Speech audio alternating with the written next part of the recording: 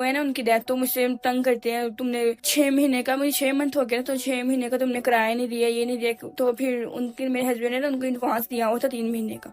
तो कहते हैं मैं वो काट लूंगा, बाकी तुम्हारे जो 3 महीने रहते हैं ना वो जल्दी से मुझे ना करके दो। तो मैंने उनको कितना बताया बनता है 3 माह का किराया? यही बनते हैं 75,000 बनते हैं मेरा रेंट 3 महीने का। यानी 75,000 रुपये आपका 3 माह का रेंट, 1 माह का 25,000 रेंट है। हाँ जी। ठीक है, और 3 माह का उसने 75,000 काट लिया है। काट लिया, और 3 महीने का भी और रहता है। 3 महीने का भी और देना? अच्छा, वो तंग करता है अभी किराए के लिए? नहीं, बहुत ज्यादा करता है, तो मैंने उनको बोला कि मैं अपनी कोई जॉब का इंतजार करती हूँ।